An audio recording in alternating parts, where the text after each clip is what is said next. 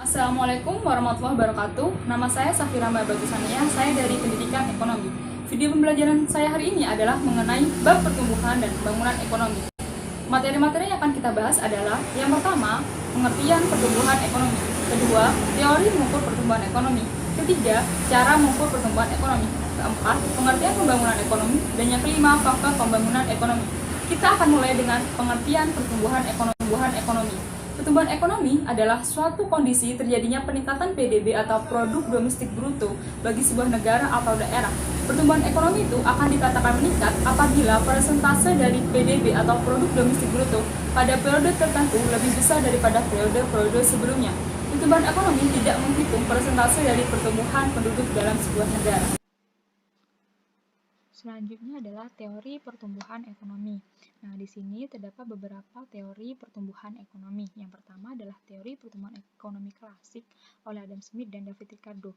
Di sini teori ekonomi klasik menyatakan dua gambaran. Yang pertama adalah pertumbuhan ekonomi tinggi.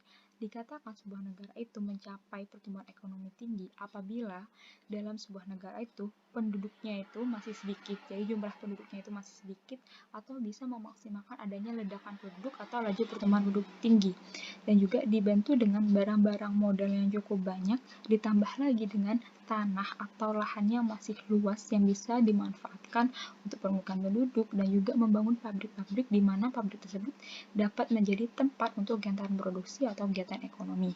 Nah, jadi jika sebuah negara bisa mencakup hal-hal tadi, tiga hal tersebut, maka dikatakan pertumbuhan ekonominya itu tinggi menurut teori ekonomi klasik. Dan juga di sini ada pertumbuhan ekonomi tidak berkembang atau stationary state. Jadi di sini bagaimana negara itu mencapai ekonomi tidak berkembang atau berada pada level ekonomi tidak berkembang apabila kapasitas produksinya itu mulai menurun, baik dari kualitasnya maupun kuantitasnya, dan akan berakibat juga kepada produktivitas kegiatan produksinya itu. Nah, sehingga ketika produktivitas itu sudah mulai terganggu atau terjadi penurunan, akan berakibat juga kepada kesejahteraan penduduk atau masyarakat negara tersebut. Jadi ekonominya itu tidak berkembang, kapasitas produksinya juga mulai menurun, sehingga bisa mengakibatkan kesejahteraan penduduk juga terhambat atau terganggu, sehingga sampai kepada namanya pertumbuhan ekonomi tidak berkembang atau stationary state. Yang kedua adalah teori pertumbuhan ekonomi Schumpeter. Nah, di sini Schumpeter ini menitikberatkan kepada peran pengusaha atau wirausaha dalam mengaruhi pertumbuhan ekonomi. Hal ini didasarkan oleh pengusaha memiliki rencana kerja untuk masa mendatang, sehingga pengusaha itu pasti memerlukan banyak hal untuk mengembangkan usahanya atau mengembangkan bisnisnya, seperti meningkatkan efektivitas produksi, mencari sumber bahan mentah, dan juga mencari modal. Nah, di sini pengusaha itu menjadikan modal sebagai bentuk investasi, apalagi ini di sini dalam era saat ini dalam bentuk modal investasinya itu dalam bentuk teknologi, di mana pengusaha ini atau wirausaha ini membeli teknologi yang lebih canggih dan juga bisa melakukan kegiatan produksi yang lebih praktis dan lebih efisien, sehingga nanti diharapkan kualitas dari produksi tersebut lebih baik dan lebih berkualitas, akan menarik daya minat konsumen, sehingga konsumsi masyarakat pun tinggi, akan berakibat juga kepada pendapatan. Nah, pendapatan yang naik inilah yang akan mempengaruhi pertumbuhan ekonomi dalam sebuah negara itu. Dan yang ketiga adalah teori pertumbuhan neoklasik oleh Harold Domar. Nah, di sini neoklasik itu menyatakan bahwa pembentukan modal atau investasi itu sangat penting sebagai syarat pertumbuhan ekonomi yang teguh, yang baik, atau yang disebut dengan steady growth. Nah, diasumsikan apabila jika pembentukan modal itu atau dalam bentuk investasi itu telah dilakukan dengan sebaik mungkin, maka otomatis perekonomian suatu negara itu juga akan baik, sehingga akan memproduksi barang-barang itu dalam skala yang lebih besar, skala yang lebih banyak, jadi kuantitasnya itu lebih banyak lagi, dan dilakukan secara terus-menerus. Jadi menurut Harold Domar itu, pertumbuhan ekonomi itu sangat dipengaruhi oleh adanya pembentukan modal atau yang akan dibentuk dalam investasi itu. Nah, dalam investasi itu, dalam pembentukan modal inilah akan mengakibatkan perekonomian lebih baik atau perekonomian yang teguh dalam sebuah negara. Ketika perekonomiannya sudah teguh, sudah baik, otomatis kegiatan produksinya atau kegiatan ekonominya pun lebih baik lagi, lebih berkualitas lagi, sehingga dapat memproduksi barang-barang dalam skala yang besar, dalam kuantitas yang besar dan dilakukan bukan dalam jangka pendek tapi dalam jangka panjang dan dilakukan secara terus-menerus atau kontinu. Selanjutnya adalah teori pertumbuhan ekonomi Rostow. Nah, di sini Rostow menyatakan bahwa pertumbuhan ekonomi itu menjadi 5 tahapan. Yang pertama adalah masyarakat tradisional. Di sini Rostow menyatakan bahwa masyarakat tradisional ini belum mengenal iptek atau ilmu pengetahuan dan teknologi. Otomatis, di sini masyarakat masih menggunakan alat-alat tradisional untuk bekerja atau memenuhi kebutuhan sehari-hari. Contohnya di sini juga masyarakat ini tidak mengenal uang dan juga masih menggunakan sistem barter untuk memenuhi kebutuhan sehari-hari. Dan di sini juga masyarakat tradisional ini bergantung kepada sektor pertanian saja sebagai pekerjaan utama. Jadi tidak melihat adanya peluang pada bidang lain atau pada sektor lain, melainkan hanya melihat kepada sektor pertanian sebagai cara untuk memenuhi kebutuhan hidup dengan cara barter juga. Dan juga di sini masyarakat tradisional ini belum mengenal uang, otomatis juga belum mengenal adanya teknologi. Jadi di sini benar-benar masyarakat tradisional ini menggunakan alat-alat tradisional untuk bekerja, untuk melakukan kegiatan sehari-hari, sehingga masyarakat tradisional ini belum mengenal adanya inovasi-inovasi teknologi. Dan yang kedua adalah prasyarat lepas landas. Jadi di sini prasyarat lepas landas inilah mulai adanya pengenalan teknologi. Jadi di sini masyarakat sudah mengenal teknologi dan juga uang. Karena di sini di masyarakat pralepas landas ini ekonomi sudah mengenal uang dan juga mengenal namanya tabungan dan juga investasi. Jadi masyarakat sudah mengenal uang, sudah mengenal bahwa adanya tabungan dan investasi untuk menyimpan uang atau menginvestasikan uang mereka untuk kemudian hari. Dan juga di sini masyarakat sudah melihat adanya sektor lain sebagai pekerjaan, yaitu pada industri-industri pertambangan. Jadi di sini masyarakat sudah mendirikan industri-industri pertambangan sebagai salah satu pekerjaan untuk memenuhi kebutuhan sehari-hari. Dan juga yang ketiga adalah lepas landas. Jadi masyarakat lepas landas ini di mana sudah mengenal namanya lembaga-lembaga atau organisasi tingkat nasional. Jadi masyarakat merasa bahwa organisasi tingkat nasional ini menguntungkan bukan hanya untuk kerjasama dalam perekonomian tapi juga politik, sosial gitu. Jadi di sini organisasi tingkat nasional sudah dikenal dan sudah dilakukan oleh sebuah negara itu. Dan juga di masyarakat lepas landas ini sudah mengenal industri tadi, pertambangan, dan di sini industrialisasi itu lebih meningkat lagi. Jadi masyarakat sudah mulai tahu bahwa industri ini juga sangat menguntungkan dan juga sangat dibutuhkan sebagai pekerjaan selain pertanian.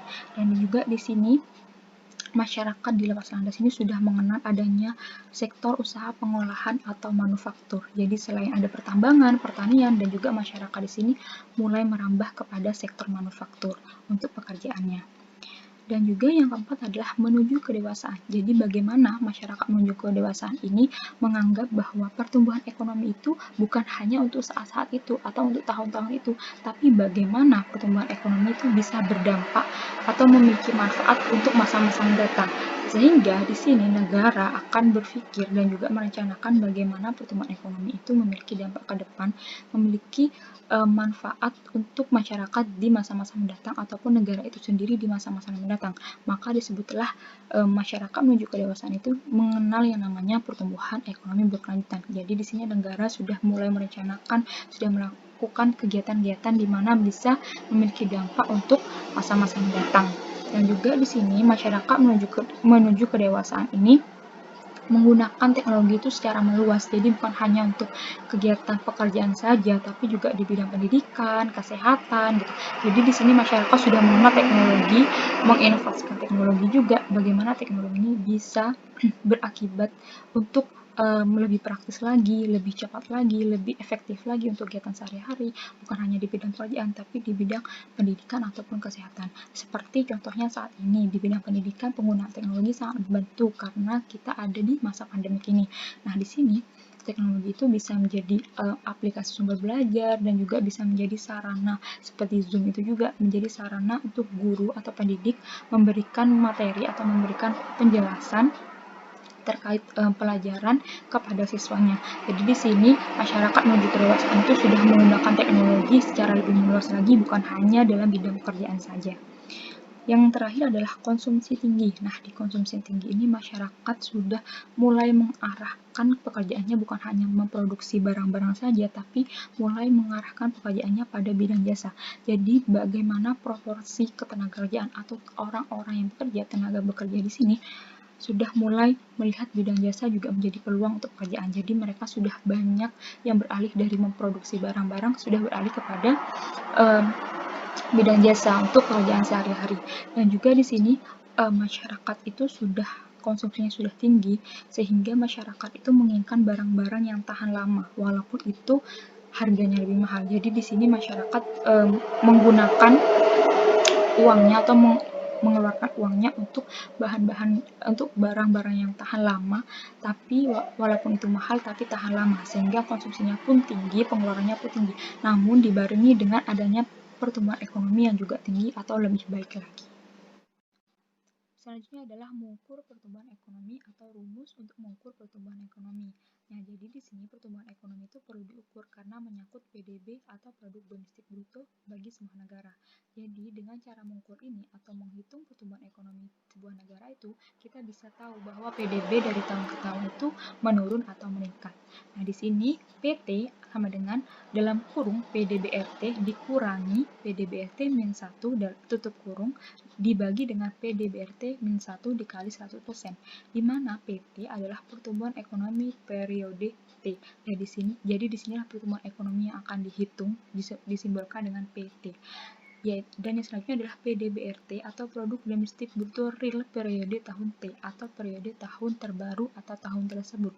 Dan juga PDBRT min 1 adalah Produk Domestik Bruto Real periode tahun sebelumnya. Jadi tahun sebelumnya setahun dari tahun terbaru itu dikali dengan 100%. Jadi di sini bagaimana pertumbuhan ekonomi itu bisa dihitung dengan rumus ini, dengan cara ini, dengan menghitung bagaimana PDB tahun terbaru atau tahun tersebut dikurangi dengan PDB RT tahun sebelumnya dibagi lagi dengan PDB tahun sebelumnya dikali dengan 100%. Selanjutnya adalah pengertian dari pembangunan ekonomi. Apa sih yang dimaksud dengan pembangunan ekonomi itu? Nah, pembangunan ekonomi adalah suatu kondisi terjadinya proses peningkatan PDB atau produk domestik bruto dalam sebuah negara atau daerah dalam jangka waktu yang cukup lama. Di sini, pembangunan ekonomi akan mencakup seluruh kegiatan produksi atau kegiatan ekonomi dalam sebuah negara atau daerah. Pembangunan ekonomi juga akan menghitung laju pertumbuhan penduduk dalam sebuah negara atau daerah. Jadi, dikatakan pembangunan ekonomi itu telah baik atau telah meningkat apabila PDB-nya lebih besar atau meningkat daripada laju pertumbuhan penduduk dalam sebuah negara atau daerah. Selanjutnya adalah faktor-faktor pembangunan ekonomi. Nah, di sini ada beberapa gambar yang menyatakan faktor pembangunan ekonomi. Yang pertama adalah kekayaan sumber daya alam. Nah, di sini sumber daya alam menjadi faktor utama untuk melakukan pembangunan ekonomi. Kenapa? Karena sumber daya alam ini adalah sumber bahan pokok atau sumber bahan mentah yang akan diolah atau dimanfaatkan untuk kegiatan produksi atau kegiatan ekonomi, sehingga menghasilkan barang jadi yang lebih bernilai tinggi dan lebih bernilai guna, sehingga bisa mempengaruhi pembangunan atau pertumbuhan ekonomi dalam sebuah negara. Dan yang kedua adalah kualitas dan kuantitas tenaga kerja. Jadi di sini adalah kualitas tenaga kerja menjadi salah satu faktor pembangunan ekonomi.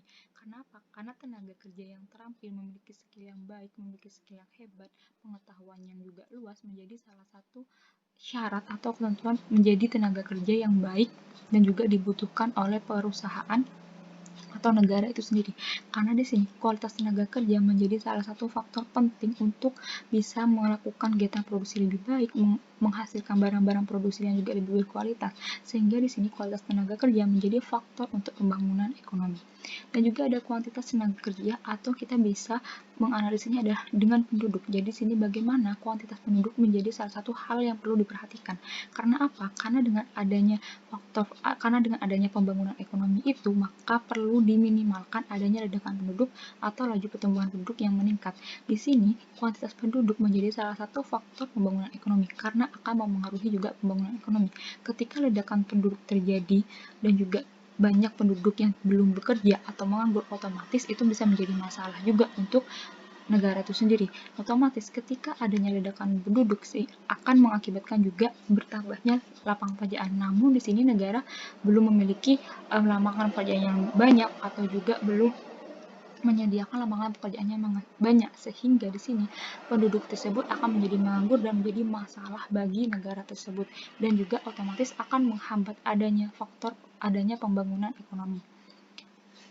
Dan selanjutnya adalah teknologi dan modal. Nah, di sini teknologi pasti menjadi faktor pembangunan ekonomi, karena kita tahu semua bahwa teknologi itu sangat membantu untuk pekerjaan sehari-hari, bukan hanya di bidang perekonomian atau di bidang kegiatan ekonomi atau kegiatan produksi, tapi di bidang pendidikan, kesehatan juga. Nah, di sini teknologi menjadi faktor pembangunan ekonomi. Karena apa? Teknologi di sini bisa membantu untuk kegiatan-kegiatan sehari-hari, produksi, kegiatan ekonomi juga lebih efisien, lebih praktis, dan juga lebih cepat untuk menghasilkan produksi yang lebih berkualitas dan lebih baik. Dan juga ada modal. Nah, di sini modal menjadi salah satu faktor juga. Karena apa? Karena modal di sini adalah mencakup biaya atau pembiayaan untuk melakukan pembangunan ekonomi. Contohnya adalah untuk membeli teknologi, membayar tenaga kerja, upah tenaga kerja, dan juga ketika sebuah negara itu kekurangan sumber daya alam juga bisa mengimpor dari negara lain. Nah, ini merupakan salah satu hal penting untuk melakukan pembangunan ekonomi. Maka modal yang banyak dibutuhkan untuk melakukan pembangunan ekonomi. Dan selanjutnya adalah sistem sosial dan sikap masyarakat. Nah, di sini sistem sosial ini mengacu kepada bagaimana adat istiadat, norma, atau nilai, atau bahkan kebudayaan yang ada di masyarakat atau di negara itu sendiri. Nah, di sini dicontohkan Bali, yaitu di Indonesia itu sendiri. Di sini Bali itu kita tahu memiliki pesona yang sangat kuat dan juga sangat menarik di mata wisatawan lokal maupun wisatawan asing. Jadi di sini kebudayaan di Bali yang sangat kental dan juga dibantu dengan alam yang sangat baik dan juga sangat indah, maka di sini wisatawan itu menjadi tertarik sehingga wisatawan itu banyak datang, menaikkan juga pendapatan di Bali. Nah, menaikkan pendapatan itu juga bisa mempengaruhi pertumbuhan dan pembangunan ekonomi di negara Indonesia ini sendiri. Dan juga yang selanjutnya ada sikap masyarakat. Nah, di sini sikap masyarakat ini mengacu bagaimana sikap masyarakat negara berkembang yang enggan bekerja dalam jangka waktu yang lama. Jadi di sini masyarakat negara berkembang itu ingin memiliki jam kerja yang sedikit. Nah, sehingga jam kerja yang sedikit ini bisa mempengaruhi pembangunan ekonomi juga, karena di sini sebuah negara yang ingin melakukan pembangunan ekonomi pasti membutuhkan tenaga kerja yang berkualitas dan juga berkompeten, sehingga bagaimana masyarakat ini memiliki jam kerja yang lebih lama lagi sehingga bisa menghasilkan produksi-produksi yang lebih baik lagi, lebih berkualitas lagi, sehingga juga bisa membantu untuk adanya pembangunan ekonomi yang lebih baik lagi. Jadi kesimpulannya adalah pertumbuhan ekonomi dan pembangunan ekonomi dalam sebuah negara sangatlah penting. Karena kita di sini bisa melihat bahwa pertumbuhan ekonomi itu menaikkan PDB atau produk domestik bruto dalam sebuah negara. Sehingga di sini pertumbuhan ekonomi juga akan menyebabkan kenaikan pendapatan dan melakukan pembangunan ekonomi di semua wilayah di negara tersebut. Dan kita tahu bahwa pembangunan ekonomi itu bukan hanya berfokus bagaimana cara melihat atau bagaimana menaikkan PDB dan melihat bagaimana kondisi situasi ekonomi. Namun di sini pembangunan ekonomi juga bisa melihat bagaimana pembangunan di semua wilayah, seperti bangunan pendidikan, bangunan kesehatan, jembatan, sekolah, dan bagaimana pembangunan ekonomi juga akan berfokus kepada PDB atau produk domestik bruto dengan melihat bagaimana laju pertumbuhan penduduk. Sehingga di sini pertumbuhan ekonomi juga sangat berkaitan dengan pembangunan ekonomi. Karena dengan pertumbuhan ekonomi menaikkan PDB dan juga pembangunan ekonomi menaikkan PDB dengan melihat persentase dari laju pertumbuhan penduduk, sehingga pembangunan negara tersebut lebih baik dan lebih maju lagi. Demikian penjelasan dari saya mengenai pertumbuhan ekonomi dan pembangunan ekonomi. Semoga penjelasan saya dapat memahamkan kalian tentang apa sih yang dimaksud dengan pembangunan ekonomi dan pertumbuhan ekonomi. Dan kalian juga dapat menganalisis dan juga menyimpulkan bahwa bagaimana pertumbuhan ekonomi dan pembangunan ekonomi sangat berdampak bagi perekonomian sebuah negara atau daerah. Kurang lebihnya saya mohon maaf. Wassalamualaikum warahmatullahi wabarakatuh.